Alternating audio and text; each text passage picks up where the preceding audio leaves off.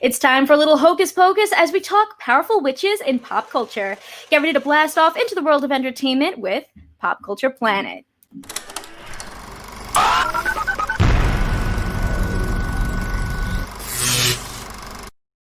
Hello, and welcome to a brand new episode of Pop Culture Planet. I'm your host, Kristen Maldonado, and each week we are joined by incredible experts for analytical pop culture discussions. And to kick off spooky season, I brought on the movie oracle herself, Ashleigh Burnell, and Eloy of The Turnout. How are you guys doing? Woo! Hi. Hey, everybody. Woo! I feel like, we all have a love of magical, supernatural shows, Charmed. I was like, you guys are the perfect people to kick off October 1st, right? Definitely. So it's coming to October 2nd for me. I'm in the future.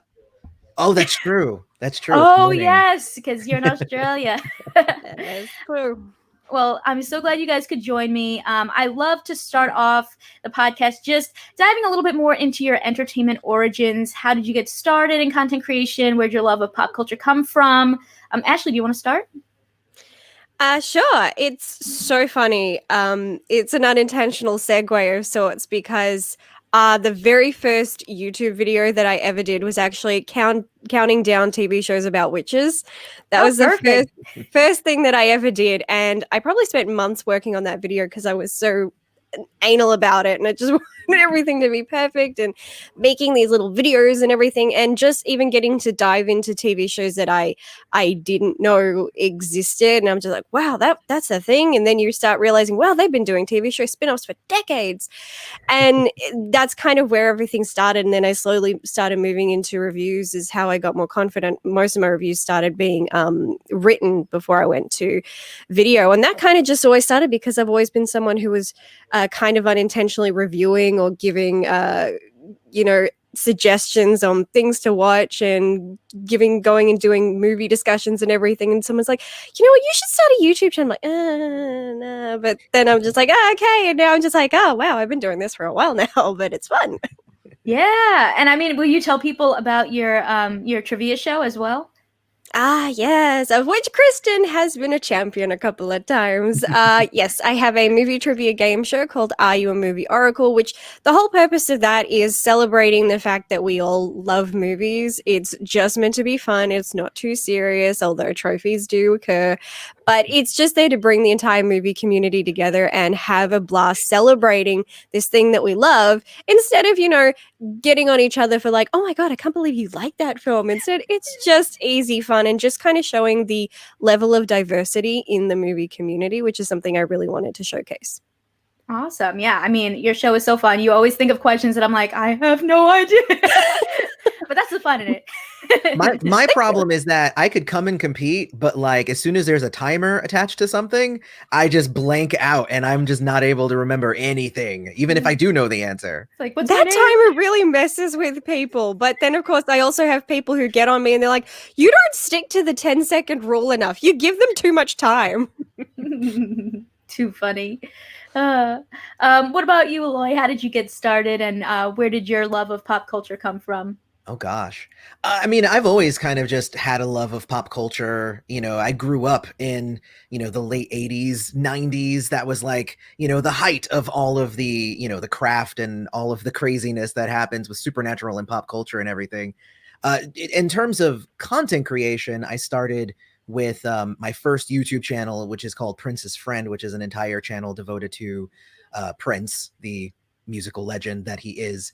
And then I branched out from there and started talking about some video games on another one. And then I was just like, I think I want to talk about movies and stuff now. So let's do that too. So I actually have multiple channels. The Turnout's become one of my favorites just because there's so much to talk about in terms of TV and movies and just how, culture is affecting how these things are being created and how our media is changing over time. Like these are all like super interesting topics that I love, discussing on my channel. And that's the kind of stuff I talk about. Lately, I've actually been going and doing a lot more movie and TV reviews, but I do also some longer form essays and stuff like usually on Buffy the Vampire Slayer or Charmed. So, there you go. I mean, there you go. That's awesome. Now, I got to ask, how do you balance a whole bunch of different channels? I can't even imagine it. Sometimes not well, and other times immaculately. Like with COVID and whatnot, it reduces some of my time to actually devote to each channel. Because I have kids, I have to run around after them. So, but I have, I've been keeping up. I've like at least one video a week, and I'm good. But I do try to put out more than that. Nice. Yeah, I hear you. I'm going to bring up a real quick comment from Jesse Drew, who says, I love Kristen and the Turnout when they talk Charmed lore. Well, you're going to love this because all three of us definitely know a lot about Charmed. So we're definitely going to get into that. And speaking of that, let's get into our main topic, which is talking about powerful witches in pop culture. And to start off, I'd love to hear from you guys, just really quick, who are some of your favorite witches in pop culture, just like off the top? What about you, Ashleigh? Obviously, Charmed comes first. I think it always will be. But yeah, even going back to things like Bewitched, Samantha Stevens was quite an icon for the time. Grew up watching Sabrina, and then you even go into I like to focus more on like witch central shows instead of like shows that just happen to have witches. Like when I did my list and people were going, oh, why don't you have Bonnie Bennett from the Vampire Diaries? And I'm like, because that's a vampire show. I'm talking about witch TV shows specifically. But oh my god, there are just so many to go through from film and television. There's a list. Yeah. And I think if I actually tried to even like do a top 10 witches, I think I'd be working on that list for like a year and like constantly going, no, I changed my mind. No, wait, no. It'd be stressful. Yeah. What about you, Eloy? Any favorites off the top? I think for me, I think it definitely is going to depend on how you define witch. That's a big point of contention that I have with a lot of the definitions for witches. The first thing I did when you pitched me the idea for this episode was I went and I made a list of all the witches I could think of, and then went online and tried to find more that maybe I forgot or whatever. And I noticed that there were just so many people on the list who were not witches as I would like Mary Poppins and Hermione. It's just like, wait, like what? Hermione is a wizard and Mary Poppins is an angel, like that's just, Well, no, Hermione is a witch. The boys are wizards and the girls are witches. So I had never heard the term, and maybe I didn't hear it or whatever. But it just seems weird because it's the school of wizardry. That makes sense. I've just always seen her referenced as a witch, so I just naturally see her as well. And for me, there's like certain constructs that has to come from, right? Like a witch is not just a woman who has magic. Like there has to be something else there that feeds on the culture or the makeup or how they do their spells or something that then defines it as a witch, and not say a sorceress. Like what's the difference between a sorceress and a witch? Like there has to be some sort of difference. Otherwise, why do we have two different words for it? So to answer the actual question that was asked, I should probably say Willow for me. Buffy, hello. Willow. Oh, nice. Yes. I will say, well, we can definitely get into that. We can discuss what is a witch. How do you define that? But I will say Hermione, I think there is a quote where they say she's the brightest witch of her age. Okay. So just throwing that out there. But I would say for me, one of my favorite witches is Marnie from Halloween Town. I love the whole Cromwell. I was recently rewatching that. It was so fun. The first two movies are great. And I also really love the movie Teen Witch. So Louise Miller. Those are definitely like some of my top favorite witches. I can't top that one. Top that.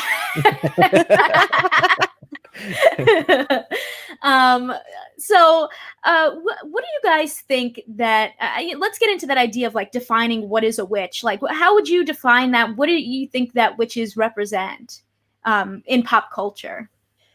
Well, one of the things about witches in pop culture is so much of it, and I don't want to sound like I'm getting too politically correct here or anything, but I'm actually a former Wiccan, so that's kind of been a part of my culture for many, many years.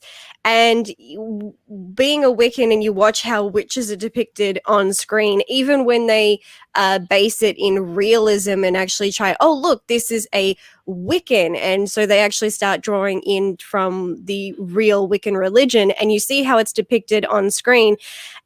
It's extremely cringeworthy and offensive, and it's kind of always depicted through the lens of Christianity. It's never accurate to what witches or Wicca is. It's how one religion has kind of perpetrated it and kind of demonized it, and then kind of a lot of shows run with that, and it goes so far off left field that when they try to make it realistic, it's not realistic at all. So I kind of prefer when they go into the fantasy world where they can create their own mythology and lore. It's far less offensive, but there's something so empowering about witches, but there's so many missed opportunities with them. Well, still kind of seen as just witches are all female. It's a female thing. It's female centric. So everybody's like, yay, it's female empowerment. And that really kind of loses the message of what witchcraft is and what it's about and what its origins are, essentially. But it's great that we have something that allows especially women to kind of feel empowered looking at these characters and being like, wow, this is so awesome. And that's certainly something I got from Charmed and any witch character I watched over the years. But then you have the flip side where when it's through the pop culture spectrum, where it's going to either be like, okay, we have to make them really sexy and really attractive because that's empowering. Okay. Or we have to go, if it's based more on wisdom, it's like, well, then you can't be attractive at all because you can't be pretty and smart. You can't have those two things. And I love how empowering it is, but from like the personal perspective of where it comes from in my personal history, there's just so much that makes me cringe. I can't stop. What about you, Eloy?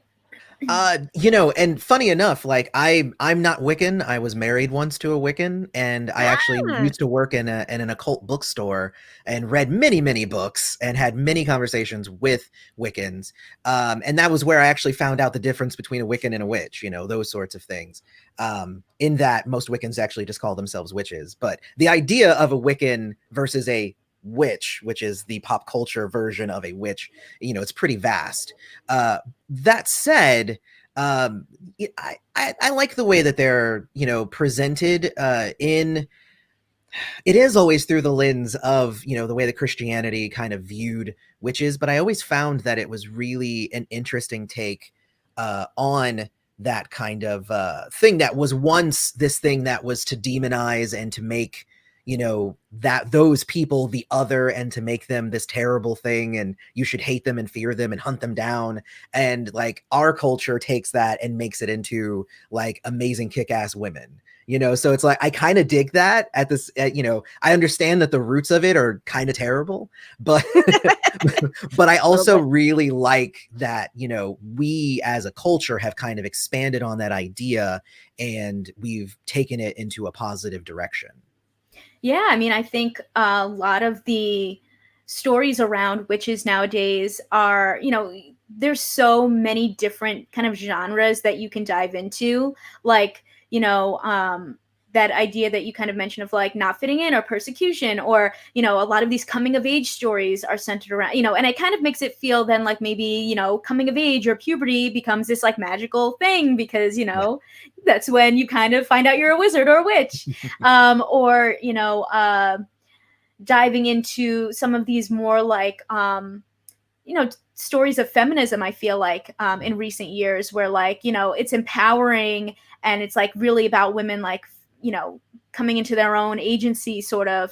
And I think we see that in a lot of stories, from Charmed to the recent Chilling Adventures of Sabrina, where and I think with that show in particular, I like how they have Sabrina questioning so many things, like she doesn't just take at face value like, oh yeah, I'm a witch, we have to like worship this specific person, and like, you know, she's kind of very much like wants to do her own thing and find her own path, which I find very refreshing. Yeah, that's the pop culture part that I love, aspect that I love too, which is the fact that it's taking something that is so known as woman, kind of flipping it on its head, and it's almost like a screw you to societal standards by doing something that is, you know, it's been common that so many people for so long, it's like, even if you're not a witch, because most people are not, but it's just like, oh, if you hate this woman, it's like, oh god, she's such a witch. It's that negative connotation that's always been associated with women. And so when you take these film and TV shows and kind of give them this, where it's not even so much about, we're going to give them some magical powers and that's amazing. It's always these kind of storylines about these characters kind of coming into their own and finding their own inner strength, and just the magic just happens to kind of be the catalyst for that. But I do love that we have so many stories like this to kind of delve into and talk about. Yeah. The more I think about it, I don't know why I was thinking about it today, it kind of feels like a superhero story in a way, where it's like this ordinary person gets this extraordinary ability and kind of goes through this big change. It kind of reminded me of that. And what you were saying about like these stories flipping them on their head, that reminded me of you know, like Wicked. You know, you have the Wizard of Oz, who, you know, when you look at that original story, the Wicked Witch of the West was this, you know, hag, this ugly, evil woman who, you know, is trying to, you know, kind of do these evil things, and you know, there's no, you know, backstory. You don't really get to find out like what is going on here. You just know that she's bad.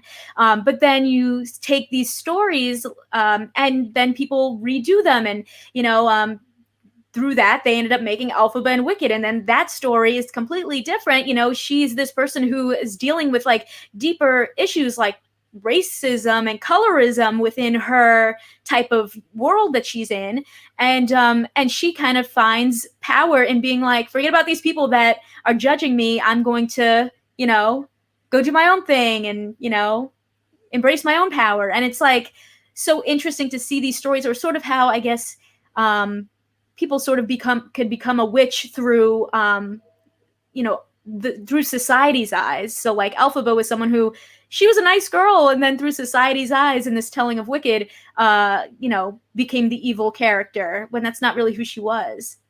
I honestly feel like that's kind of a thing with the term witch, kind of like what both of you were just saying, is that as soon as somebody is labeled as a witch, then they, unless they are the main character, they then become a thing that is actually more akin to a monster or something that needs to be, you know, quote unquote, vanquished or, you know, destroyed in some way. You know, for instance, if you look at Stardust, when you have, you know, the three sisters there, I love them. I love them. Oh my god, I love them. But I mean, obviously, I mean, the idea of the three is obviously from way back in Shakespeare and whatnot, and I love that. I like how it's kind of progressed since then. But like I said, if you take the idea, as soon as you attach the name witch to somebody, it definitely colors them with a certain negative connotation, unless they're the main character. You know, so if you take Teen Witch, it's just like, I'm just a girl, but now I have magical powers. It's great. But if you take, say, the White Witch from Lion Witch in the Wardrobe, like, just immediately you're like, oh, well, she must be evil. Like, she just is, because she's not the main character. So that is something definitely that our culture, and it's shorthand, right? It's screenwriting shorthand is essentially what it is. You know, you call them a witch, and then it's just like, oh, okay, cool. I understand everything I'm supposed to understand about this character because now I know that she's a witch. So it's I like that you brought up Wicked, because I think one of the best things, Wicked is quite political at its core. I mean, Elphaba is actually kind of a political activist in that story. She's fighting for people's rights, creatures' rights, and all these things, kind of fighting that everybody should be allowed to be who they are. And everybody else is kind of happy to go along with the status quo. And she's going, really? You're okay with that? And I kind of also like that while Galinda in Wicked, she's not evil, but she is that vain, Yeah. prissy character where it kind of takes that image of we've grown up seeing Glinda as good and the Wicked Witch of the West is bad. And this kind of goes, well, what if you're wrong? What if this is just, you know, kind of the PR side of things where you're being sold what is good and what is bad? You're being told, but you're not really shown what really happens.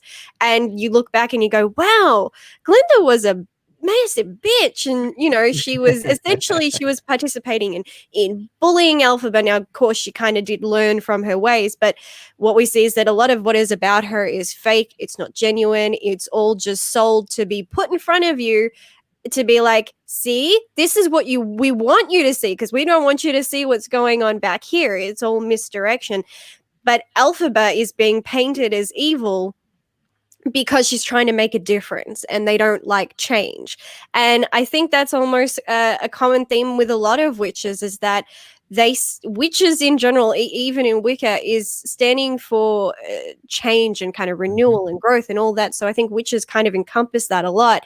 And with society, people don't like change. So that kind of automatically makes witches something to fear, even in a good context, based on that one fact alone. So when we have these stories, it's like, no, it's okay to be different. It's okay to go against the grain a little bit.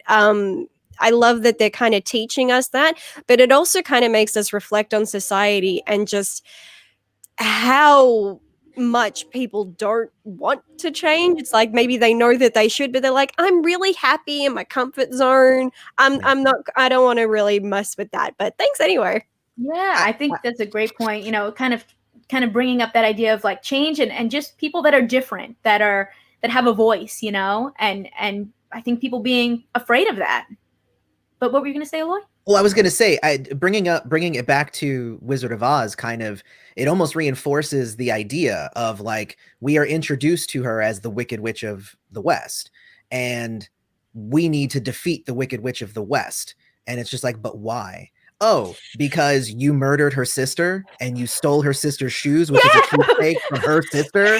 And now you're going to hunt her down and kill her because she did something wrong. Like, that's the idea of that. Like, as a child, you're like, of course, because she's a witch, it's completely okay that all of this just happened, you know, but it's crazy. Yeah, we in that story, we immediately follow the words of the pretty blonde witch who's wearing the sparkly outfit. Oh, we'll listen to anything you say. Right there, she's going, yep, she's evil. It's like, but if you take a step back and ignore all the pretty things that are distracting us and go, hang on, this woman her sister just died. Mm-hmm. Why is no one feeling sorry for her? Like, and honestly, why is Glinda's her sister too? Why doesn't Glinda care? Yeah. And that also makes me think of the fact that the Wicked Witch of the West, what's her name? I mean, now we know it as Elphaba, but Wicked Witch of the West, that's what she was known as. Glinda got a name, you know, so you're already kind of like, removing her humanity in a way. Yeah. She doesn't even have a name. Yep, not worth it anymore. That's... I also wanted to go back to what you mentioned, Eloy, about the three. I thought that was interesting. Would you elaborate a little bit more on that? Sure. I mean, as far as I know, Hamlet, I believe, is Hamlet, where the three came from. Yes. And that was the story where Hamlet went to the three and like tried to get his future from them because they were these three witches who had to brew the. I used to know the actual. It's like royal boil in trouble or something like that. But I like, actually, it's interesting because it seems to be this thing that has kind of continued on, the idea of the three witches being more powerful than a single witch. You know, it started with Hamlet. Hocus Pocus is an example. I mentioned Stardust uses the same kind of three as well. And obviously Charmed. Yeah. I was gonna say, I never noticed that, actually. So, I mean, it makes sense as you're saying, but I never really thought about it. Like, oh yeah, three. I'd say it predates Shakespeare. You can even go back to any form of mythology. You can go back to Greek mythology. you can go back to Greek mythology and you have the three fates, one representing the past, present, and the future. You can go into the Wiccan religion, you can see the evolution of the goddess. So you've got the crone, the maiden, and I'm already losing the third one, but it's the three stages of life, essentially. So it's, and that's kind of always been present. And I think it's just been reinterpreted in so many different forms. I mean, obviously Charmed, it was just like, oh, okay, we got three sisters. But even that, if you go back to the very first episode, the fact that there was kind of a purpose there when they saying that their powers and each of them had a purpose to respond to the timing and feeling and phases of the moon. And it's so I totally didn't even reflect on the third thing until you said it, but then you realize it's part of kind of lore and mythology of the world. It's a very popular number. You're going to find it in everything. Going over to China, it's why everything kind of appears in threes, because it's a good luck number. You don't see anything go in fours because 4 is unlucky in Chinese lore. But it's a number that's so rooted in culture, and it's certainly very prominent in Wiccan culture and lore. Even on the flip side, where it's to say it's actually part of the Wiccan read, where it's because Wiccans do not believe in doing any harm to anybody. You can't do anything that will harm anyone or hurt anyone negatively. That is against Wiccan rules, which is why they have the rule of 3. And I really love that the craft actually said that, addressed that, and it's not really something that they say, but it is actually a true thing of that they believe that anything you put out negatively will come back at you times 3. So it's kind of interesting how it's kind of prominent throughout so many religions and cultures. And then I think so many TV shows and things kind of see that it's there, don't know what it means, but they're like, hey, we're going to take it and we're going to want to run with it. Well, and just to backtrack a little bit, when I say that Hamlet's the first, it's not the first appearance of any 3, but in terms of, I think, witches, because there's the 3 goddesses and whatnot and all that stuff, the 3 fates, but like specifically in Hamlet, I believe they were depicted as the first triple witch thing that I had ever encountered, at least. But then, of course, then there's in witch pop culture-ish, there's the 3. There's the idea of 3. You're right. It's kind of prominent kind of everywhere when you really start looking for it. I didn't even notice it till you guys said it now. I'm like, but then there's 3, and then there's covens, which is also a big deal. And that's when you get into like the craft, because the craft is, where it's like, it's not technically about the number. It's just about gathering as many witches as you can so that you can do these spells. And they needed like at least 4, but if they had more, that would have been great for them, I'm sure. But there are ones where it's just like, where it's more about the sheer number that you belong to in a coven. That's when you get into more of kind of the old school witch shows that depict those, like Salem and stuff like that, or the witches, where they would have the yearly congregation of the coven. It's just like, I think that's awesome. It's a great idea. So the idea of like the small group of the 3 is important, but also the larger idea of a coven is also huge in pop culture circles.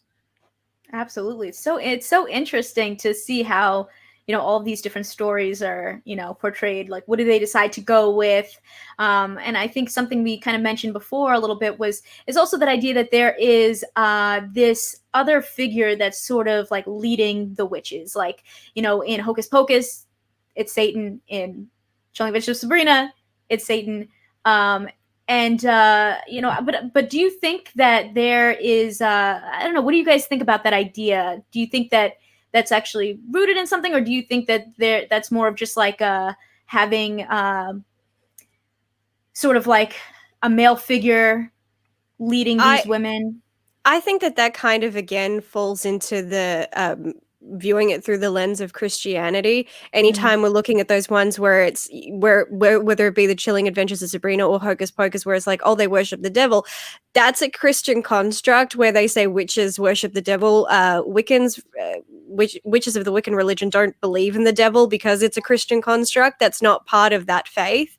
So that's, of course, what's been gone around by Kristen going, oh, she's a witch, she worships the devil. And then real witches are like, what, the who now? What? No, that's not, no. And so Well, that's very and in actuality, in Wicca, it's the Green Man, which is actually has horns and has hooves, and is basically what Christians depict the devil as, is just this, animalistic god that Wicca, deifies. So it's interesting that, because a lot of what Christianity did to Wiccans was take that and twist it into something that's bad. So, but those things already existed as well within the Wicca religion. Yeah, if you were setting up an altar and you have things that represent the goddess and the god, you have antlers or horns to represent the god, that kind of essential sign of masculinity. And again, Christianity is like, yep, we're going to create a demon and he's going to have some horns because that just makes sense. But it's then we have the other side where you kind of look at American Horror Story, and you have the Coven season, and that kind of it was a fascinating season, and I loved it, especially because it was depicting different types of magic and witchcraft, where it was tying into of course voodoo and hoodoo and all that stuff. And that was so great, because I love that you have these characters who are going, the way you see us is not correct, and they have polar opinions of each other, and neither side actually took the time to go, we have a lot of similarities, we have a lot in common, why are we hating each other? We're all about supporting each other anyway. But in Coven, it has that thing where it's you have the High Witch, and it's like, well, one day she loses her power and it goes to somebody else, and it's that transfer of magic is interesting. But that kind of that storyline of once you reach that height, that's it.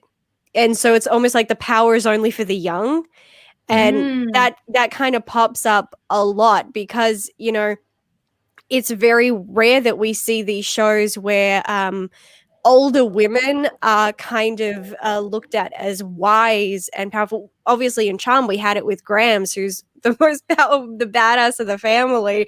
Even from the dead, everybody still oh, we're scared of her because she's way better than we are. the Charm ones are scared of her. But in otherwise we go and look at shows, the movies like The Witches, and it's like, well, if you're old, you hag.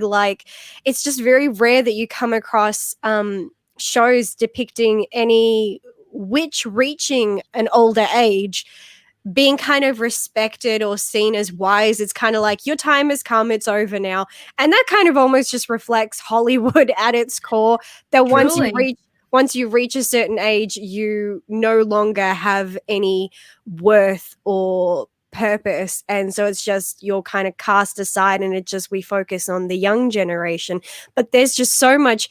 I mean, the older you get, I like the idea of the older you get, the stronger you get, and you have that wisdom, and then you can pass it on. But still, the idea that the young should kind of look to that generation is it's rare. It doesn't come up much. It's almost lost a bit. Yeah, what you just mentioned, though, I think feeds also into a lot of the old stories that are now, of course, again, being brought into the new ones, where those older witches, they need something in order to continue to live and to be young.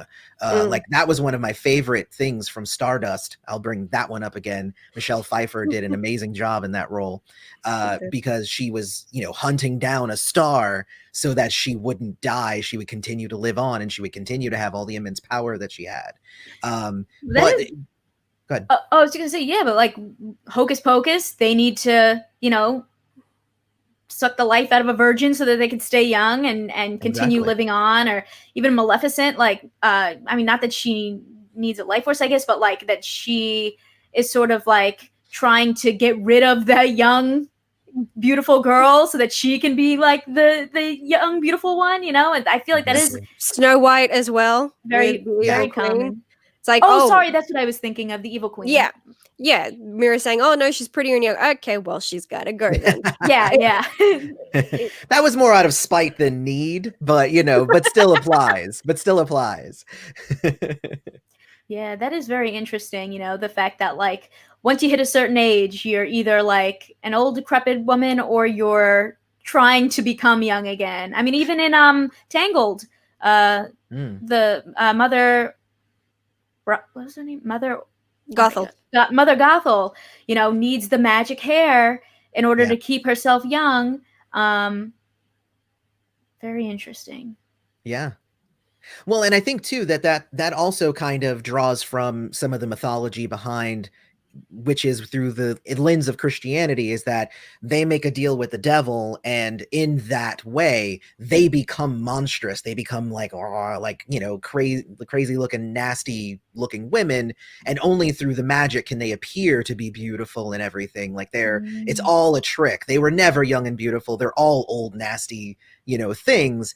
And I like it when stories either just ignore that aspect, or when they lean really heavily into it, like with the witches and with Stardust and Hocus Pocus. Like I love that as like a central motivating factor for a witch, but I also am totally okay with that just not even being a thing.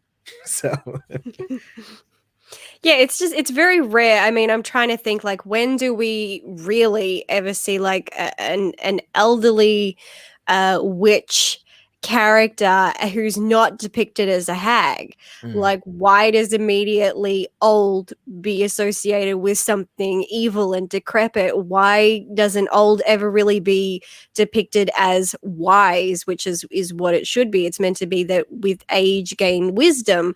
And the fact that if you look at the religion where we hear the crone is not a bad thing. It's just another stage in evolution, and should be equally as respected as all the others.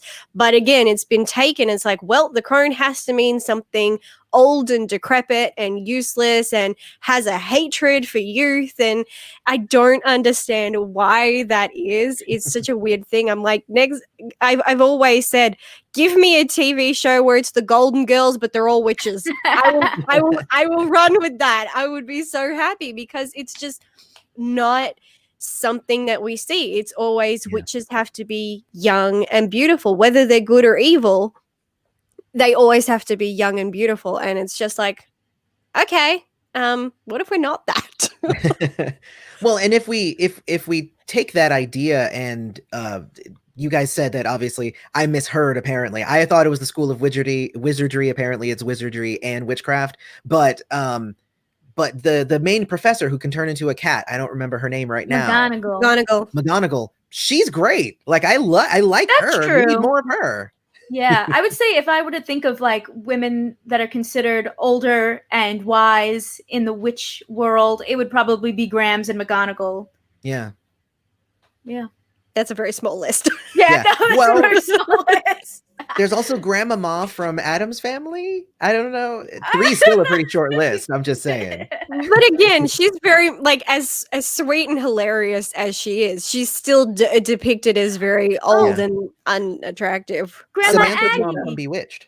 Grandma Aggie from Oh my God. Halloween Town. Okay, so we got 3. Oh, and then her, obviously. I should go flog myself for forgetting that one. I'm sorry, Debbie Reynolds. Please forgive me. But even in Halloween Town, you've got that sign of 3. You've got 3 generations of Cromwells, and then you have the latest generation that's 3 children. So it's 3 just keeps popping up. There it is again. Yeah. Wow. I'm gonna have to like go back and rewatch all these Halloween movies and be like, okay, let me after this video, let me like do some notes. Okay, 3. I see this. I see that. It's eye opening. I feel like I'm learning so much right now.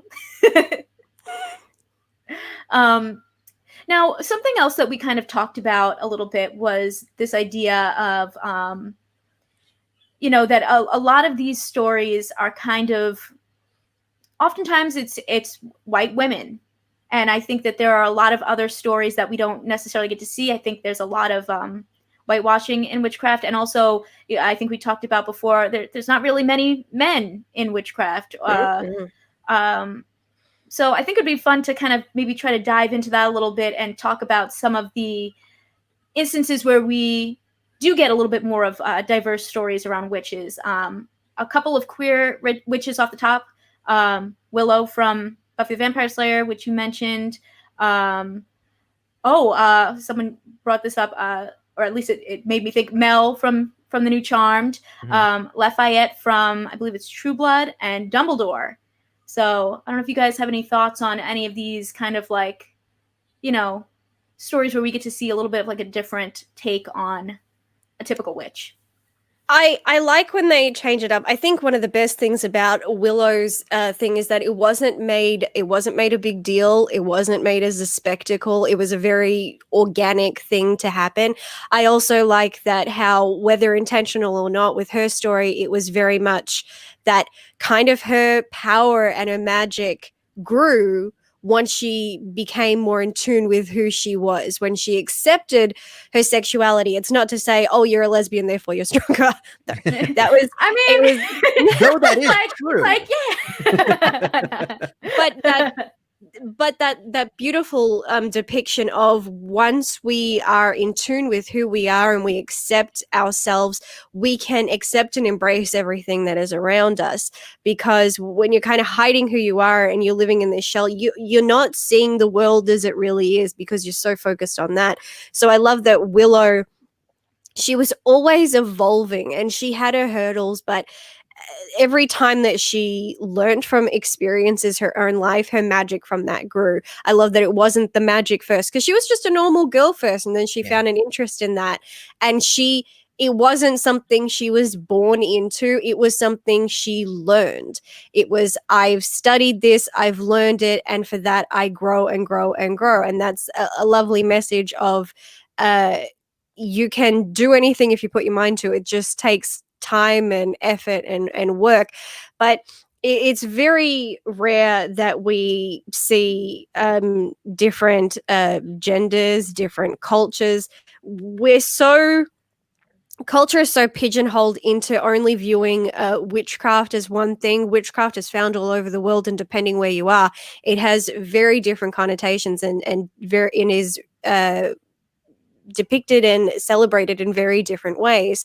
And yet, when we look at pop culture, which essentially stems from America, it's always a Western idea of what that is. But within America itself, you're going to find so many different types of witches. You can go to Latin America, and then you can study brujeria and then look at that. And that's something that's never really been depicted. And then you can start looking at voodoo, hoodoo, things like that. And again, when that pops up, it's always looking at the stereotype of what that is. It's evil. It's about cursing people. And that's not accurate. That's misconception. Again, we can look at anything from a different culture. Even when I think of films and TV shows that depict Santeria, and it's always, well, they've got to be decapitating a chicken, they've got to be sacrificing people, there's got to be all this stuff. And I've known a couple people who practice Santeria, and they're just like, I hate when these shows do this, because we don't do that. This is not what we are. But yep, that's how they want to depict anything that is not looking at God in the Christian sense, but has their own beliefs of the world and have their own gods and their own system. Anything like that, it's immediately evil. It's nasty. It's the devil. It's about hurting people. And if you go and talk to any of these people, that's not the case at all. And we don't really depict that. We don't often have people of color, or even just looking at their cultural background and what does magic mean in their culture, in their faith, whatever. But then we don't really look at males either. It's such a weird thing, and it upsets me. And it's so funny that someone in the comments mentioned The Covenant, because I absolutely love that movie for the exact reason that it takes it and it's all about males. And it's amazing how, instead of looking at males and going, well, once we give them power, they're all power hungry, it's like, no, they have moments where they're acting like teenage guys, but when they actually get together as a coven and they're talking about magic, there's a level of maturity that suddenly comes upon all of them, and an understanding of what is more than themselves. And I really love that, because Wicca at its core, culture seems to depict it as a woman's religion. It's not. It's Wicca is essentially, it's gender blind or gender fluid, however you want to look at it. You can't have male without female. You can't have light without dark. you have to embrace both. It's about balance and equality. And for all these shows depicting witchcraft, there's that sense of equality that's kind of missing from it. It's all great to want to empower women, and I'm all for that. We're still working on those things, but the fact that it's still only one type of woman, it's either women are white women are empowered, but if you're a witch of color, not so much. If you're an LGBT witch, not so much. And if you're a male witch, you're non-existent. You're not worth entering into the discussion, because I don't know if it's the fact that they just can't see men as witches, or they can't see men on an equal playing field to women. I don't know which side that's stemming from, but I would love a show.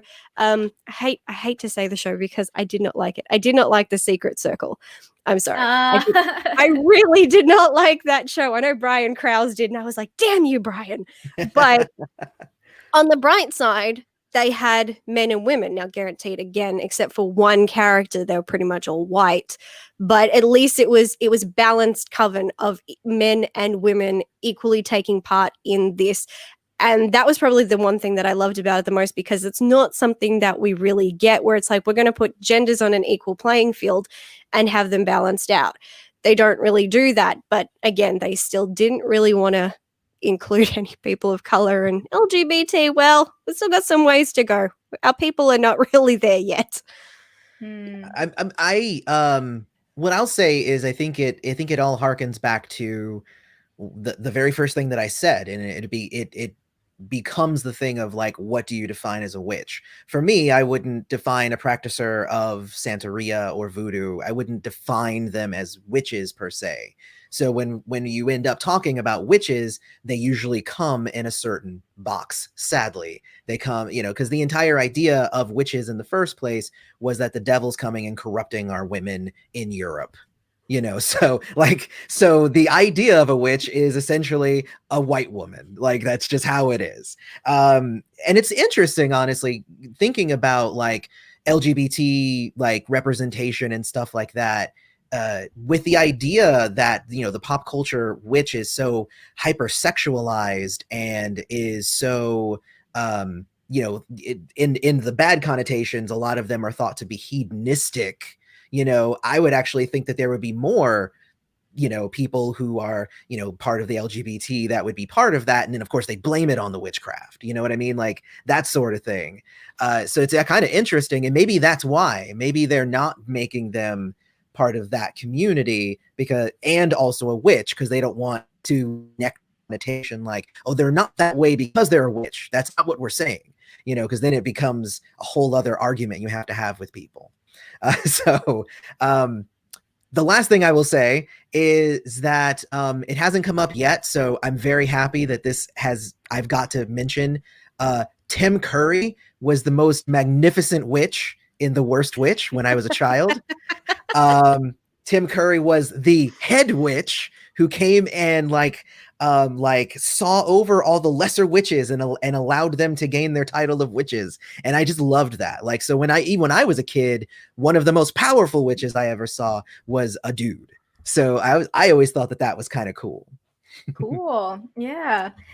Really quick, I'm going to bring up a couple of comments from Kevin Jones saying, yes, I want to see more male witches and people of color witches.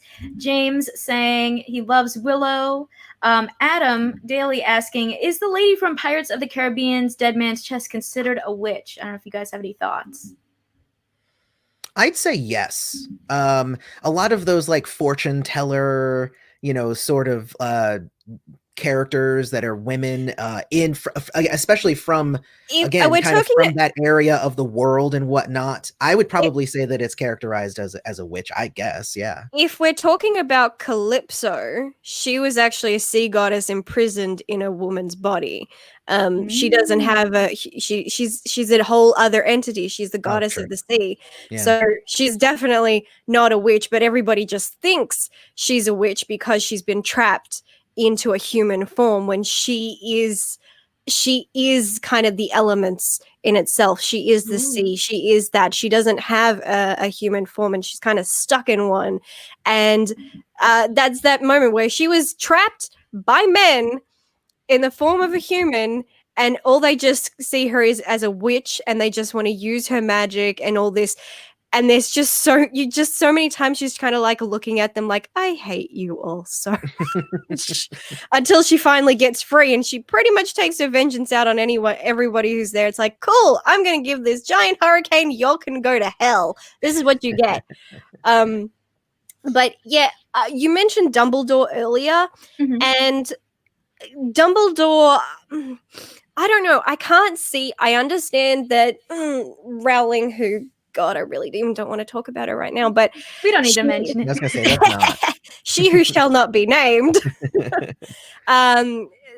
That it wasn't until she was like writing, after she wrote the last book, that she came out and told everybody that Dumbledore was gay. It was never something that was alluded in the books. It's never something that is alluded to in the films. They're only kind of slightly hinting at it in the Fantastic Beasts films, but still not leading with it. And as a member of the LGBT community, it's like, why bother?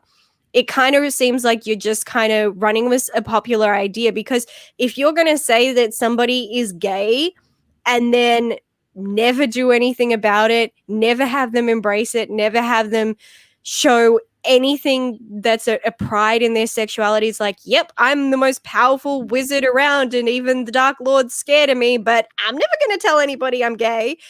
It's just like, well, why bother then? So it's like, how can the community look at him as like a gay role model or a gay icon when it's just he's gay in name only? Which, like, it's not to say that you to be gay means you have to live any type of way, but there's no ownership of it. There's nothing about that. It's like, oh, well, he's gay because I say he's gay. Okay. Okay. If you say so.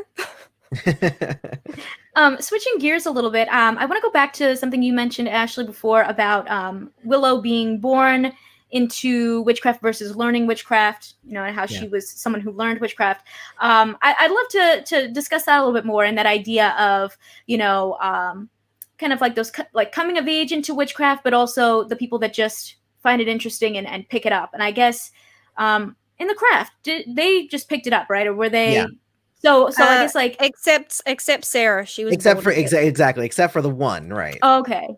That's why she's the strongest, because she's a natural born witch, as was her mother. Okay. And that's why they wanted her in their coven.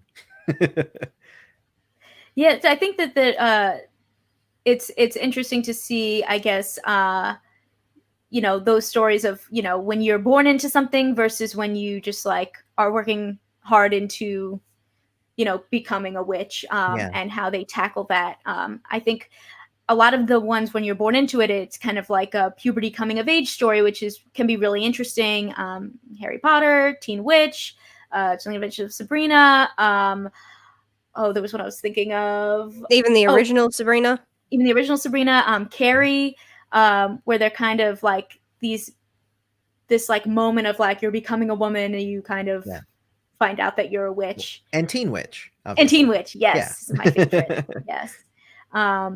And it's interesting also just to see how they depict them in different ways. Like I think the genre of witchcraft, like, I mean, you see a movie like Teen Witch, which is like a, fluffy, fun musical, and Hocus Pocus, which is another, whimsical musical. But then you see darker stories like Carrie, and Halloween Town did it kind of in reverse, which I thought was kind of interesting, where Aggie was saying if Marnie doesn't start learning now before she reaches birthday, what was it, like 13th birthday? Yeah. Yeah, it's like if she doesn't learn it by now, she'll lose all her magic forever and she won't be able. It's that interesting, like that's the cutoff point where that one was kind of embracing more that when we are in our young, innocent stage of life is when we're most susceptible and able to embrace magic, and it's when we start entering adulthood, which starts basically at our preteen years. When we start entering that's when we start to lose that innocence and ability to see the world in a different way. And I like that Halloween Town kind of did that differently to everybody else. Because I don't like the coming of age witch story. There's something that really irks me. For me, it's kind of like basically saying, "Oh, you got your period, now you're a woman." Really? Now you're a okay.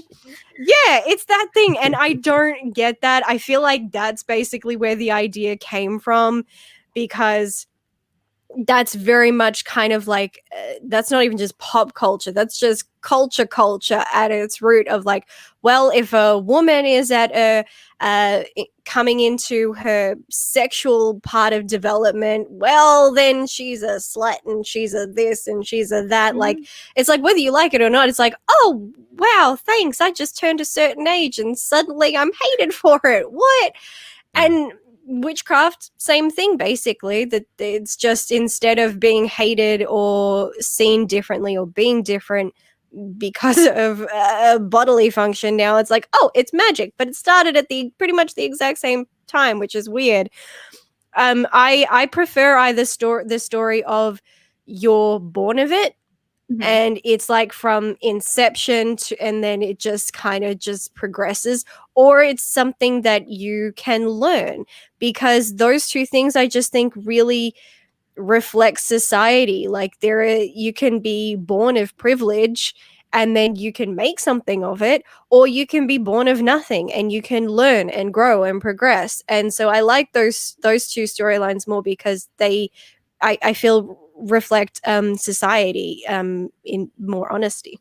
Well, That's and then there's great. the Great. darker learning storyline, is you make I went to the devil with the dark power, and then you are gifted power. So yeah, and that doesn't have an age on it. That's at any age. Yeah, that's exactly. Anybody can do that. Although they commonly say that that's for the elderly. It's like, well, I got old and I got real sick of it real fast. Yeah. That's I love what you guys mentioned about like when people are discovering powers and magic and things. It makes me think of a couple of different projects. Lock and Key, which is not necessarily about witchcraft, but it's about kind of like this magical home. And it was really interesting because when everyone's young, that's kind of when they experience the magic of the keys in the house. But as you get older, you like don't remember it anymore. So kind of that idea of like when you're young, you are more susceptible or open to experiencing magic, and when you get older you lose that kind of like childhood magic, if you will. And then The Magicians, which is a story of like kind of experiencing magic a little bit later on in life. It's like they go to a magical grad school. So I think that it's interesting to kind of see like when people decide to like focus on different aspects of your life. It's like you're born into something, your childhood, it's, when you're coming of age, and then, now we're starting to get in, when we're a little bit older, we still want to experience that magic. So we're going to go to grad school for witchcraft and wizardry, I myself am not particularly against the born into it storyline, like Bewitched and whatnot. What that does though, is it kind of colors having witchcraft, it kind of colors it almost like a superhero, like a Spider-Man sort of thing, where it's just like, oh, now I have all these powers, but I have to balance that with actually trying to live a regular life. And like, it kind of makes it kind of cutesy, and you can tell kind of good stories with that, depending upon how much, whatever the world that we're building wants people to know that witches exist. So I find that to be kind of an interesting way to do it. But, obviously it's just one of many. Yeah, it was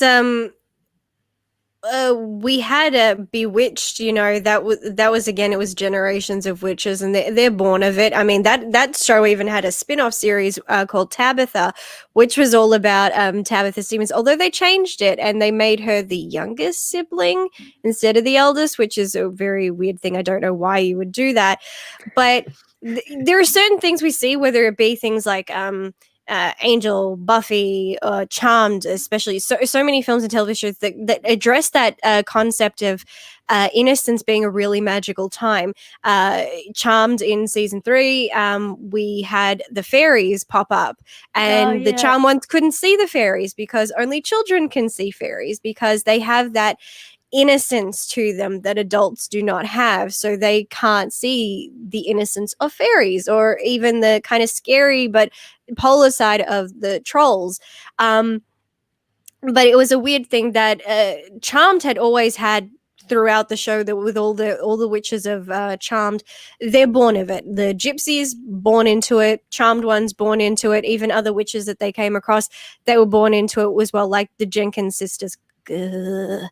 But but when they started writing the comics and the books, for reasons unbeknownst to me, they switched that and started making it a puberty thing.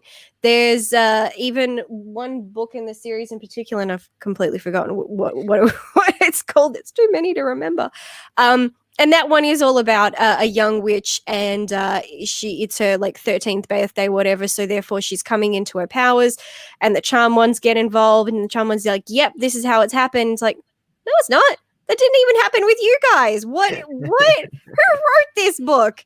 And it's so weird that the books went so far away from the show, when the show is all about it's a generational thing. It's like having like how the Book of Shadows is a family heirloom. It's like, this is just this family's almost like genetic trait. Maybe for some families it's like there's a throwaway gene in my family, like where every second generation a redhead is born. We don't know why. It just happened. That redhead has magical powers. Probably. But it's that thing. And then it's weird when they go onto the other side and they're just like, okay, we're going to change that, and we're going to go with the puberty thing. And it's like, you can't have both. You can't have both in the same mythology. That doesn't make sense. But it's weird that they opted to go with that, when I think that there's a beauty in being born of it, because that gets you to go into like family heritage and having respect from where you came from, where your ancestors came from, in this way of kind of keeping the past alive, but also learning from it, which is something that's always appealed to me personally. Yeah, that makes me think of Hermione is a character that her parents didn't have magic in their family, and she's the first witch. But then when you go back to Charmed, actually, I feel like what was interesting about them was that they were born into it, but it was like kind of a reveal, like we didn't even know that. So they think that they're learning how to be witches and they're just becoming witches, but it turns out, no, you were born witches. You just, so you kind of got the best of both worlds with that, which is fun. Yeah. So I think we've said a lot. I feel like I've learned so much from you guys. So I guess we'll start wrapping things up. Is there any kind of like last minute thoughts on witches and witches in pop culture that you guys want to address? I just think that there are still so many missed opportunities. I would love to see more.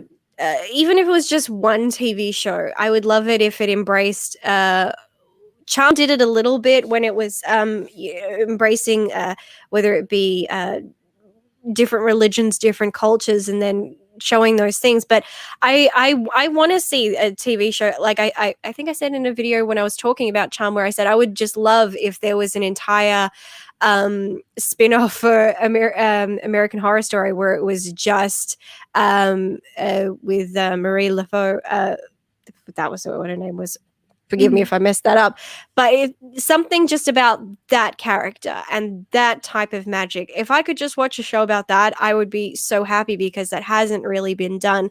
I'm intrigued to see something like that. I would also be intrigued to see something that really had if they wanted to go for more based in realism, but still putting that fantasy spin on it, please reach out to some Wiccans and learn what it is actually taking part of. Because I've just been watching The Mentalist for the first time, and it was so funny, as for a character who's all about debunking psychics and mediums and all that, because he pretended to be one, and very convincingly, and then he comes across a witch.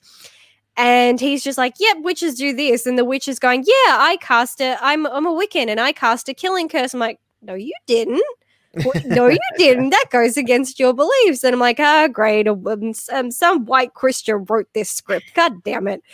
I think if we're going for any type of culture that has witchcraft in it, there's so much beauty and diversity and equality in it. And I wish that a lot of these scripts reflected that instead of just focusing on one gender or one race. If we could just have one show that kind of embraces all those facets, then there's opportunity for every viewer to take something from it, especially and throw in some LGBT people, but please do it organically because it's still not really happening. I feel like we haven't had an organic gay witch since Willow Lafayette. I don't really think he counts. He wasn't really a witch. He was kind of a psychic or a medium, but he wasn't that first. He was just always, you know, the fun gay guy, and he was very open about it. He was just very himself. The magic part came much later on, but we don't have these things, and we don't have them organically, and there's still parts of them that are very offensive. And I think that we really need to open up more of mythology and take from culture, but respectfully. And definitely we need to have the people of those cultures in the writers' rooms saying, this is how to do it. This is how to portray us accurately. Because if you do it right, then a lot of other people are going to enjoy it instead of it either trying to be catering to specific fan bases or specific groups. If you only focus on one, you're missing out on a richness of an amazing amalgamation when you just bring everything together. I don't know if it's ever going to happen, but I'm going to keep hoping. Maybe. Fingers crossed. I mean, I don't know if it'll ever happen. I think, and I think it's mostly because there is a separation between Wicca as a religion and witches as a pop culture thing that it is. Like it exists it exists separately, even though it draws from, you know, that as its source material.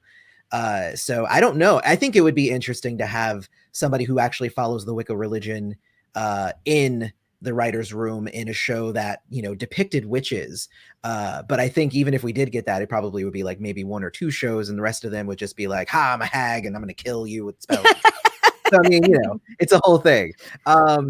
You know, all I'll say is honestly, you know, witches specifically, but just, you know, it's been a long time since I've been really, really interested in a show that didn't have some sort of magical aspect to it in some way, you know. So like for me, it is kind of something that draws me to things, which is why I end up watching, you know, things like Charm, things like Buffy. Warrior Nun was one I just watched. Oh yeah, that's fun. Like that was pretty good. So I mean, so I feel like there's definitely steps that are being made in the right direction, trying to depict more different types of people, trying to bring in different groups. A lot of the writers' rooms still are, you know, the same people who have been writing TV for the last 3 decades, but you know, more and more that's becoming more and more open. And you know, I think COVID, also kind of was almost a blessing in that way. It's allowing a lot of like our media to just take a break and be like, the way that we've been doing things, we can't do it that way. And we're finding ways around that, and we're finding new voices, and we're finding new ways to do things. And they're actually seeing that some of these things are better than the way they used to do it. You know, so like in this sort of lockdown situation, there's so many more people who are picking up, you know, I was going to say picking up the pen, but nobody writes things anymore. A lot of people are a lot of people are like picking up their laptops and starting that script that they always wanted to do. Or, you know, and there's so many people who are like, well, you know, since we're all on kind of lockdown and we have so much time, let's start filming that short film that I've been dreaming about this whole time. So it's like, it's really cool that like so many more people's voices are kind of getting out there, because now there's just like, there's a vacuum that needs to be filled because Hollywood can't right now fill it. So there you go. Yeah, I definitely. Go ahead. No. You.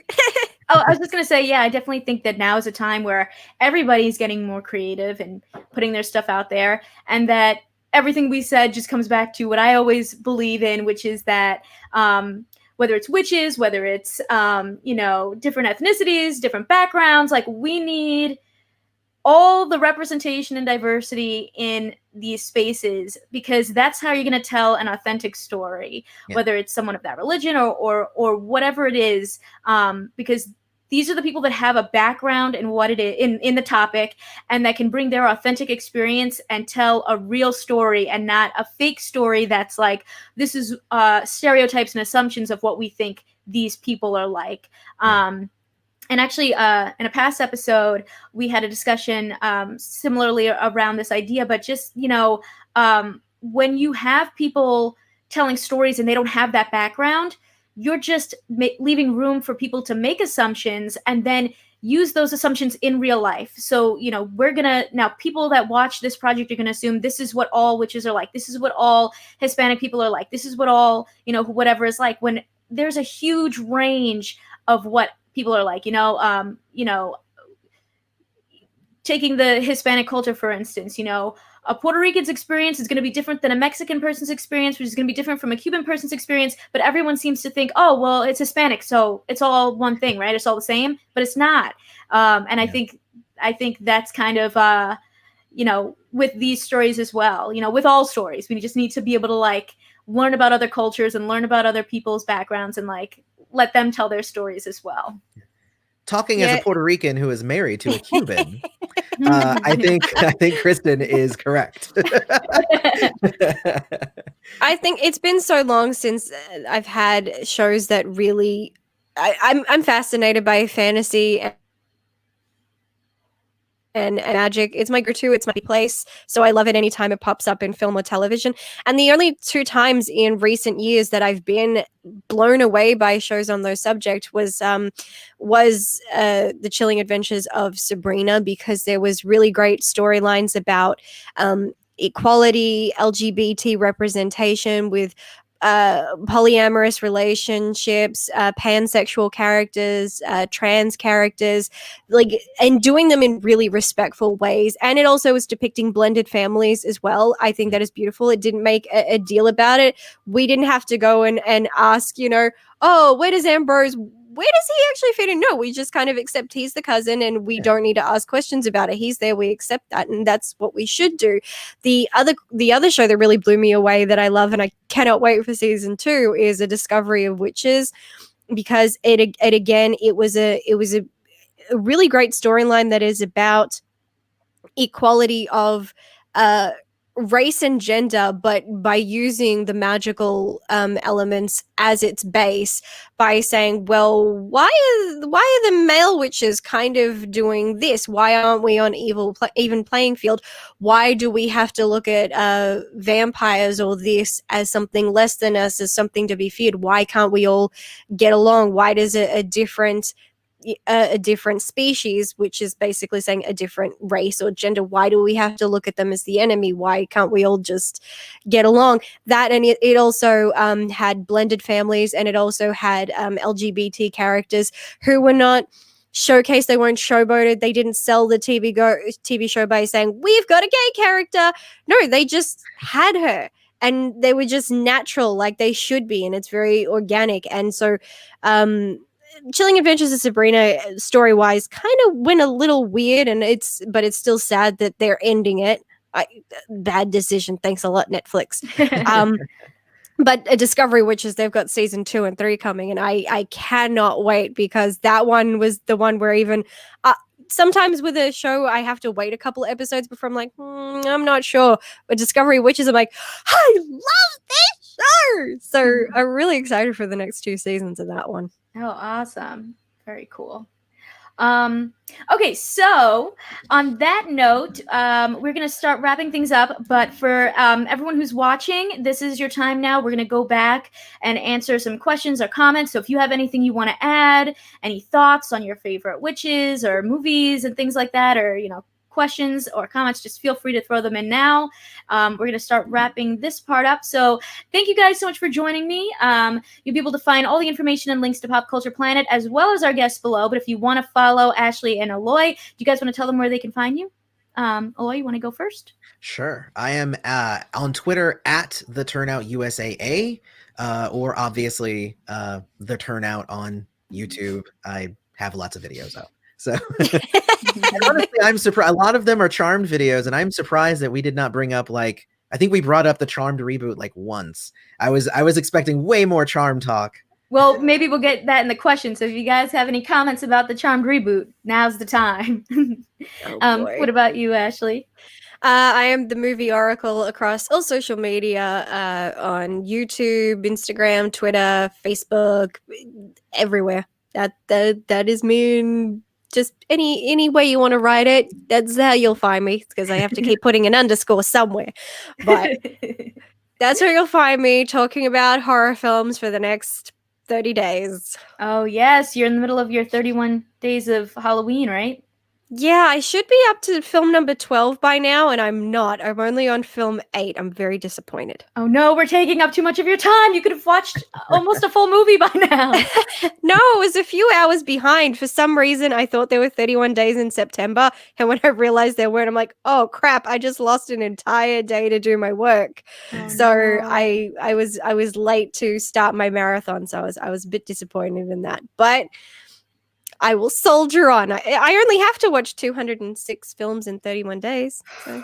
I feel sick just thinking about that. I don't even watch that many movies in 1 year. Probably not even in 2 years, to be honest. That's No, a because lot you're of too movies. busy getting all those TV shows that you've got to watch and review. That takes up all your time. That does take up some time to watch TV. 2 days, a TV show. I think it's great that you guys, it's funny, you guys probably talk about charm related stuff more on your channel than I do, even though I'm probably the most obsessed charm nut on the planet and I am covered in tattoos for it. But I'm just so overprotective of charm that I don't talk about too much, because if I start diving into charm mythology, I'll be at it all day and I'll be dissecting it and picking it apart. And then people want to come into my comments and go, well, this was wrong. You said that wrong. I'm like, no, actually I didn't. Here's the evidence. But and then it just turns into a war. Still, I put on my recent unboxing, I decided to give away one of my items because I already had 2 of them. And I asked a charm trivia question, like, if you can answer it, you get this item. Nobody's been able to answer it yet. Oh, you're stumping them. I didn't think it was a hard one. I thought it was super easy. All you had to do was watch the damn show. So we're going to keep moving along. And again, if anybody has any comments or questions, feel free to throw those in now. We're going to go back up to the top and answer them. But you can catch new episodes of the show every Thursday at 6:30 p.m. EST. If you're interested in following the podcast, you can follow me pretty much everywhere at KMaldo, or the show at Pop Culture Planet Podcast on Instagram. And if you watch the live video version, like you are right now, on my channel, youtube.com/KMaldo, you'll be able to join in on the conversation in real time and stick around for the Q&A at the end of the show that's not in the audio podcast. Episodes are available on all of your favorite podcast listening platforms, Spotify, Apple Podcasts, and more. And if you enjoy the episodes, consider subscribing so you know when there's a new one posted. Rate and review this podcast and share it with your fellow pop culture lovers. Thanks for listening. It's been a blast, and I'll see you next week. All right, we're going to go back up a little bit, get some comments that we did not address. Real quick from Adam Daly. Happy October, and good morning, Ashleigh, because he knows it's very early where you are. A little bit. Let's see. Linnell says, Eloy, love your shirt. Oh, cool. This is actually one of my very favorite shirts. It's Ariel, but the doctor, she's becoming the doctor's companion. Oh, very Nice. cool. So it's really cool because, she wants to go discover the world, and I'm like, oh, that's such a creature. I bought it like a decade ago off of like T-Fury. Too funny. I got a pop culture shirt on today too in honor of this video. I got Sabrina. Oh, nice. The Archie comics animated version or comic book version. Yeah, I was looking for a witch shirt of some sort, and I settled on a mermaid. I was like, close enough. That's all I have. it's magical, supernatural. I would have put on one of my charm shirts, but it's cold, so I needed sleeves. I feel you. It's getting chilly. We got another comment from Jesse Drew, who says, I love that Ashleigh said Bewitched. They used to watch reruns when they were little. Nice. Doug says, live Eloy. Woo! Great topic. Let's see. Jesse says yes to Halloween Town isn't a determination like bloodline. Yeah. I'm not sure what that means. Do you know what that means? I think he was saying that that it's not bloodline. It's like, but I think we had also decided that it kind of was in Halloween Town. Yeah, like it was in your blood, but you also had to it was like you had to practice it, otherwise you lose the ability. Yeah. Adam Daly says my wife would be disappointed in me if I don't say that the Sanderson sisters are one of his favorites. Yeah, I'm excited. I was going to be really sad if I didn't get to mention Tim Curry at some point. So I'm glad that like the conversation opened up organically. Otherwise, I was just about to say Tim Curry. I was just going to yell it in the middle of whoever was talking. Yeah. Why the hell not? We do have a Charmed reboot question or comment. Jesse says the reboot of Charmed tried to, I don't remember what we were talking about here, but I think like basically just tried to be good but failed in the second season, which I kind of agree a little bit. Yeah. Second season wasn't the best. I think that there were some great highlighted moments, but like overall, I don't know. The writing was all over the place. Yeah. There were some fantastic episodes, and then they would have like right back to back, and like a horrible episode. Eric Balfour was my favorite part of season 2. He still looks good now. I see somebody asked, what's the Charmed trivia question that I asked? And I asked that in season 8, episode Kill Billy Volume 1, Paige is giving a tour to the press, and she says that the house was built in 1898 and that they are the 3rd generation to own it. And I said, both of these statements are wrong. What are the correct? Why is that wrong? And what is the correct answer? About the house? 2 statements she said were wrong. One, she said the house was built in 1898 and that they are the 3rd generation to own it. Both of those statements were incorrect. What were the correct ones? Why is she lying? The writers got it wrong. The writers don't know their own show. It was very, very disappointing. The house. Okay, let me see. Wasn't it 4 generations? Mm-hmm. Would you say 3? She says 3. Wasn't it 4? It's 4, right? Mm-hmm. And then, I mean, what did she say? The house was originally built in 1898? She says this house was built in 1898. But it was rebuilt. Do I win? You already get the subscription, so you don't even need it. I didn't get one yet, actually. I don't know if they're going to give it to me. I don't know if they're going to send it. I haven't gotten it yet. Gosh, well, one of the items in it I already owned, so I was pretty disappointed by that. So I'm like, well, I don't need it, so y'all can have it. But yeah, she says that the house was built in 1898. The original house that stood in its place, which was considered an architectural marvel, was built in 1898, but then was destroyed in the earthquake of 1906.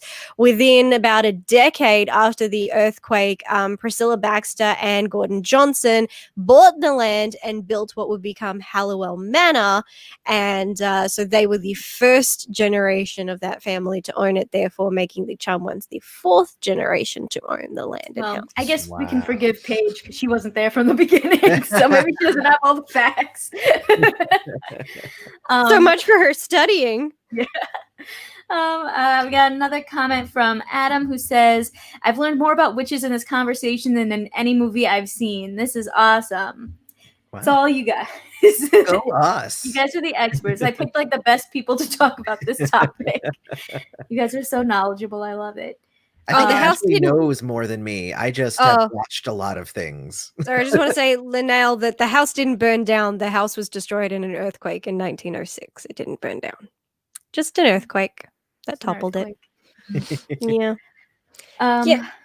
You know, films that people don't talk about? People don't talk about like Witches of Eastwick, which is one of my favorite films of all time. And also follows the rule of 3 there.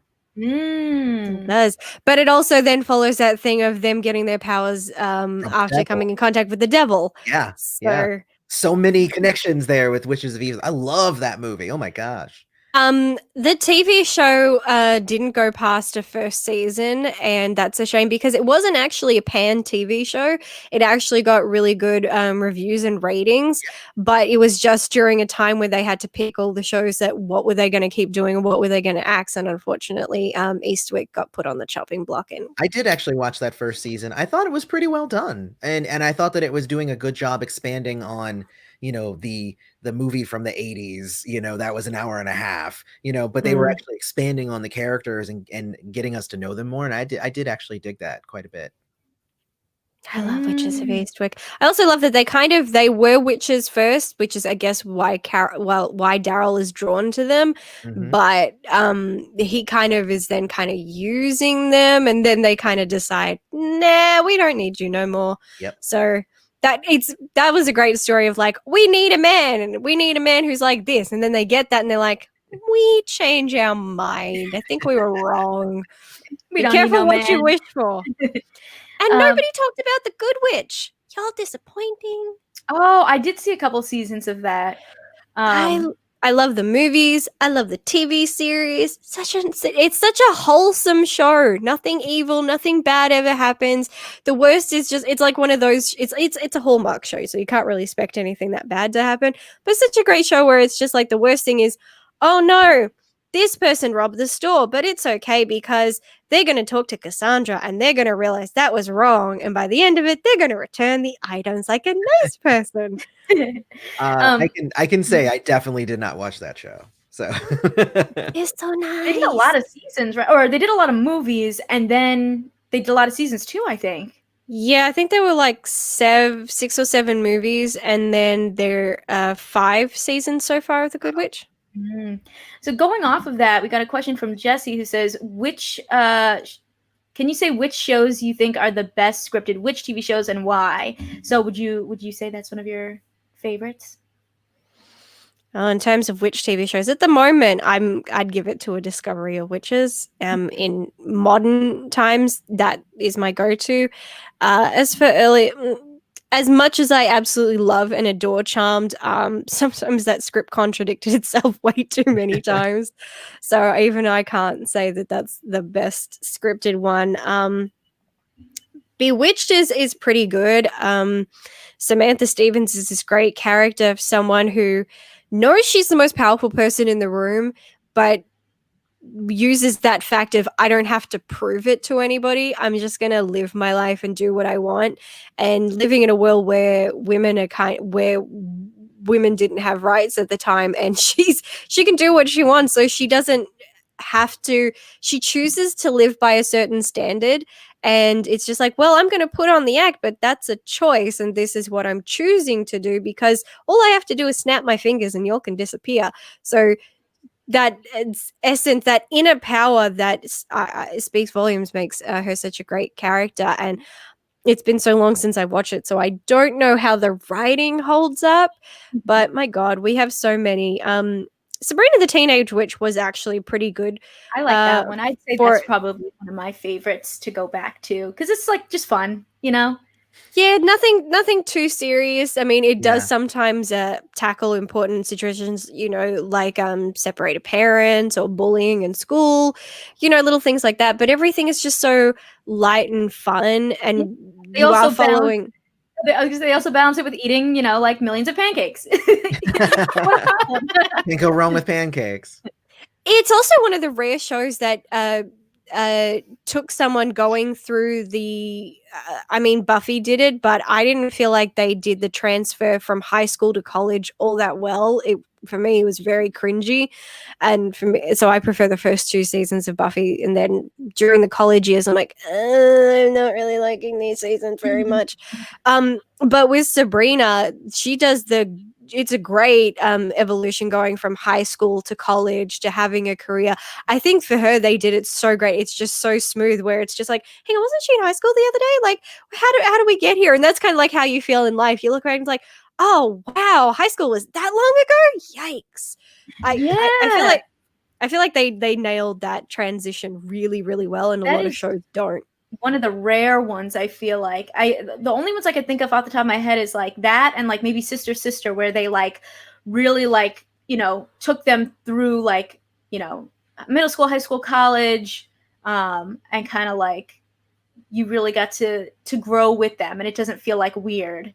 And Are I guess you Boy Meets telling World me? also. Are you telling me that Saved by the Bell, the college years, was not the best one? Are you telling me?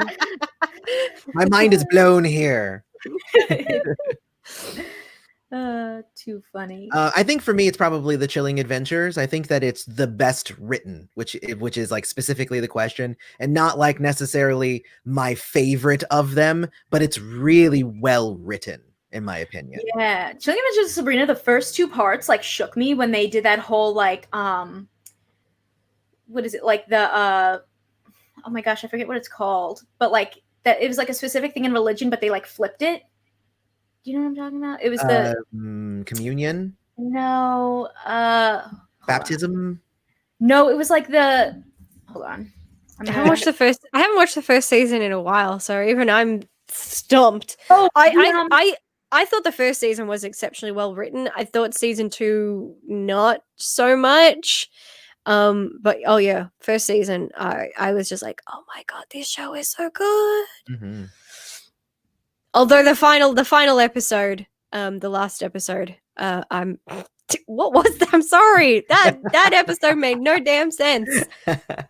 They did start to kind of lose me in the 3rd season, but I thoroughly enjoyed the 1st and 2nd seasons myself.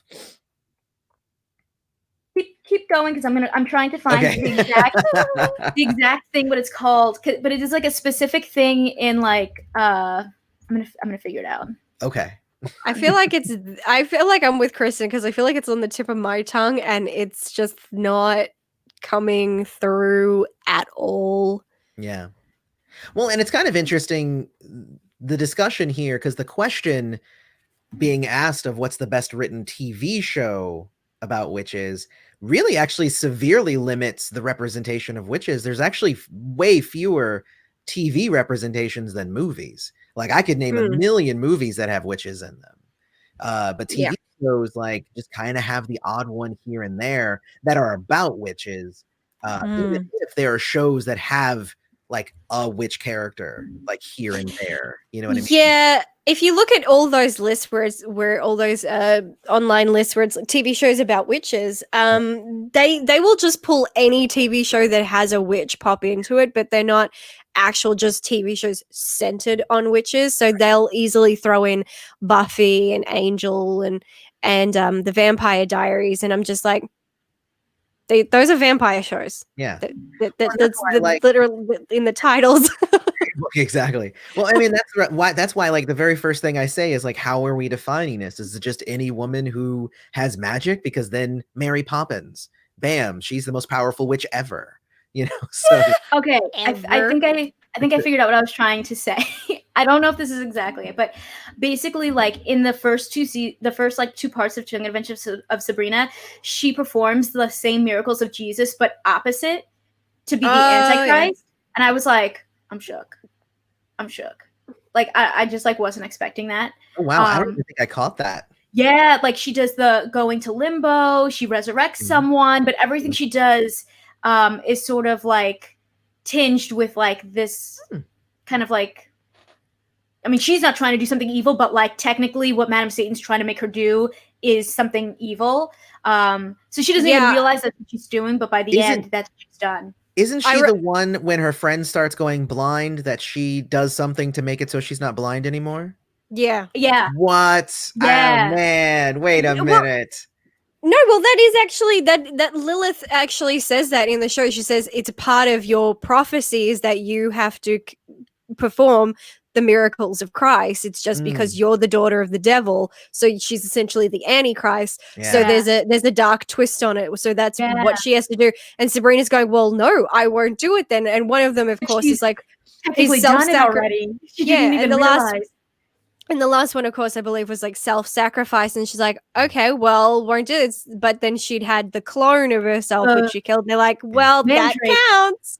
And she's like, but no, it's like, it was you. And it is the twist of killing yourself. Yeah. So, ergo, and she's like, crap. It's like, just real quick, speaking of Daughters of the Devil, just a quick shout out to Point Pleasant. I freaking loved that show. It had one season and it deserves so much more. Anyway, moving on. Sorry. That rings a bell, and Point yeah, I Breton don't think I've it was the seen it. story of a girl who finds out she's the daughter of the devil, and everywhere she goes, just everyone dies, and it was such a sad show, and it was so good. I feel like I came across that title, but I never got around to watching it. There was so many like TV shows about witches that I said to Tabitha, never knew that existed until I was never knew making it that. existed.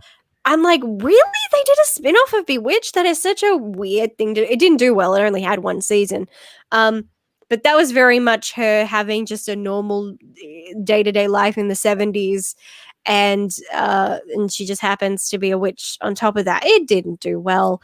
But, Salem was great because it was the only one to be a witch show that was a period piece. Yeah. Going back to the Salem witch trials and doing that. And I thought that was amazing and so much fun. Yeah, okay, they're getting their powers from the devil. But the fact that they're taking a historical moment and saying, okay, let's say this moment in history, let's just say the witches were real.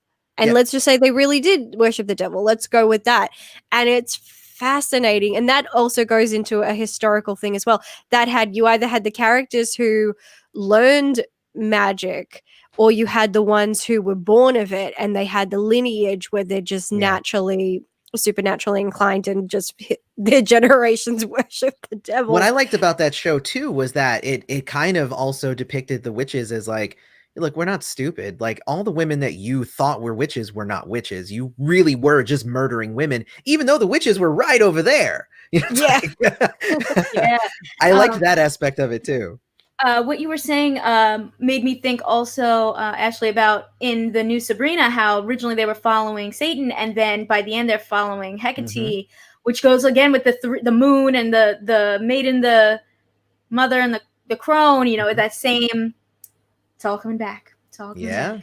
I thought that was a beautiful thing where they're all kind of like, well, who do we worship? Where do we go now? It's like, well, we don't want to worship the devil, or as it's basically symbolizing in that show, the patriarchy. They're like, well, we're strong, powerful women, and we don't really have any rights or respect. We're just here meant to serve the devil. Even that really creepy storyline of on your wedding night, the devil will come and have sex with you. Like, that's eepy cray, but alrighty. And then by the end of it, they're going, wait a minute, there's another option for us, and there's this entity that we've completely forgotten because she's a woman, and so she's been cast aside. And they find it's like, oh, we're all women and we can still be strong and worship someone who's strong. It's like, and that is, rooted. There goes my voice. But that's rooted in something real, and it's a shame because to cancel it going into season 3, and it's just like, great, when there's still so much room to do so much with it. It bugs me when they cancel shows that are progressive. I'm like, and yet you keep all the crap. Thanks. Practical Magic, love that film. Practical Magic is one of my favorite witch films as well. And that's a heritage thing. And their heritage goes back to basically the Salem witch trials as well. Also, I love that house, and I really wanted to own that house. I've noticed a lot of witches live in real nice houses. They do. They do. Witches of East End. Can't believe I forgot that TV show. That got cancelled after 2 seasons. That had a really interesting mythology to it, where it's these witches are not of this earth. They come from a completely different realm. They come from Asgard, but it's not the Asgard of Norse mythology. And they've been cursed by their father. So one she has 9 lives, and she can turn into a cat. And with each life if she loses her 9th life, she dies forever. But on the flip side, she can't have children. The other sister, she is cursed to repeatedly give birth to her daughters and watch them die once they reach a certain age, over and over and over again. Wow. That had some really great stuff. And it had male witches. They had 2 magical families, and one was girls, and this one is like, hi, we have these 2 boys, and they're kind of reincarnated as well. But so they had male witches, so I'm pretty sure they were called warlocks in that show. But you had male witches, you had female witches, you had some really interesting mythology, and then you find out that there was actually a brother for the sisters, so they had that. So there was a lot of kind of a gender balance going on there, and there was so much blurred between good and evil that you could never really call the guys bad or the girls bad or any of that, because it's so intertwined. But it was really rich and interesting, and the house that was used in Witches of East End was later used in season 1 of the Charmed reboot. That's what they used as the exterior for the house in that show. Witches of East End had proper season 2 kind of derailed a bit, but season 2 was also introducing more Latin witchcraft, so I think there was an element of brujeria, and that was definitely coming into it. And it was just, hi, we have Hispanic characters playing basically Hispanic witches, and we're learning a bit more about their culture and how it completely is different from this type of witchcraft, and the two were coming together, and it was interesting how they collided and how different that they were. That was probably my favorite element of season 2, because the love triangle stuff really needs to stop. Yeah, I agree.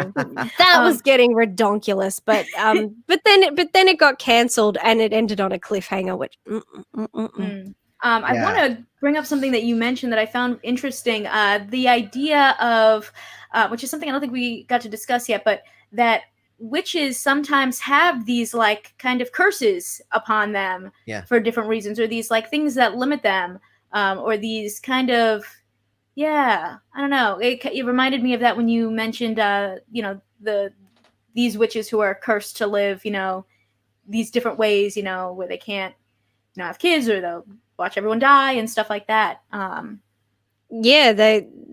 does pop up an awful lot. Interestingly enough, that was the core of practical magic. Their ancestor, she was betrayed by her lover, so in grief she put a curse on herself to never feel love again, which meant in future generations, whenever they found love, their love would die. So I feel like that's very common, especially in books, I feel like. Yeah, it's interesting. I didn't pick up on that one either. But yeah, when you think about it, things kind of, I think even the Secret Circle, I think that there was a curse on 2 families in that show as well. So yeah, curses, interestingly enough, they pop up quite a bit. Even though we have limited TV shows about witches, they kind of are all recycling a lot of the same stuff. I wonder if it's sort of supposed to be that kryptonite kind of thing, because if you don't have like something to limit you, then like what's to stop you from like doing whatever you want? So maybe they kind of use curses in that way. Well, I think it just falls back on the idea of what a witch in pop culture is, and it's somebody who trades something for power. So if you're born into it or something like that, then you aren't technically giving something up, but then you have to lose something or have a curse or something on top of you. Yeah, or like that's part of it, right? It's like there has to be something bad to the thing. Like even if you just take away curses in general, a lot of the time it's always, if you cast a spell, it's going to have its intended effect, but it also has a lot of negative repercussions. Yeah, I was just thinking the Order. In that Netflix show, like they had a very like give and take kind of relationship with magic, where like if they did a spell, like something would happen. Either they'd have to like cut their hand or something to give like the blood as like a sacrifice, or they had, or something else bad would happen. So yeah, I guess there was a lot of, or you can bring it to Little Mermaid, who is on my shirt, and Ursula. Right? Like I can do whatever you want. I can cast any spell, but you have to give up something. And like, bam. So what is it you want? Legs? Oh, that's easy. Done. And she didn't even bat an eye. She was like, I can totally do legs. You're going to give up your voice. Wonderful. That's a great thing. So it's like, it is kind of always that give and take, I think, a lot of the time with witches in pop culture. It's interesting how the sequel to The Little Mermaid went on a different route. I actually like Morgana more than Ursula. That's just my thing. But I love the song that the young daughter of Ariel sings. Just a moment. So good. Yeah, that's my favorite song of that film. Yeah, Yeah. Morgana, I think, is actually smarter than Ursula. I know that's a controversial opinion, but Ursula, she always, she wanted King Triton's trident. She wanted to take over the Seven Seas. Yeah. She technically has the power to do so. She just never did it. And that's what I don't get. It's like she just stayed in her cave and made all these deals with mermaids and then turned them into kelp, basically. And then, it just so happens one day, look, there's this princess. Oh, I can use that to my advantage. Like, you have magical powers, very powerful ones. You could have stormed that castle and turned everybody into kelp right there on the spot if you wanted to. Well, but she didn't. But so did King Triton. King Triton is amazingly powerful. So that's the reason. Like, he's the reason. He probably never went on vacation or anything. He was just right there. No, So it's the fact that she waited. Be like, oh, I'm just gonna do this because you saw that he had the power. He's like, oh, my daughter really does want legs. Oh, cool. Well, I'll give her legs. It's good. Like, he could have done it the whole time. Like, he didn't even have to have her give up anything. You know what I mean? So, like, that just shows even how powerful he is because he doesn't even have to have a sacrifice for the things he wants to do. That is true. Yeah, but it's just the fact that Ursula, as powerful as she is, she's not that intelligent. She didn't see an opportunity until it was right there. It's like before that, it's like you have all these goals and ambitions, but you don't do anything to make them happen. It's just you got lucky one day, an opportunity came knocking on your door and you took it. But you could have gone and, turned yourself into a pretty looking mermaid and then gone and befriended any of the sisters and gone about it that way. Like, you could have been real methodical about it. Morgana, that's exactly what she did. She went out of her way to befriend Melody, gave her what she thought she wanted, but it was all to achieve her own end. She's like, well, I can't go into Atlantica. I can't get the trident myself. Only a member of the family can. So, I'll turn you into a mermaid, tell you this guy's a bad guy, go get my trident. Oh, look, I win! I think Ursula was very much of a she wanted what she wanted, and you're right, she didn't put it into action. And I think it's because she was kind of just happy. Like, she was just kind of like, here, I'm doing my thing. I hate King Trident. And I don't think that brooding about it though. Yeah, but I've never felt like because I've watched that movie like a million times. I've never felt like she necessarily like always wanted to rule Atlantica. It felt like she was like, wait a minute, what can I see that Ariel has this need? So if I am going to offer her something, what can I get out of this?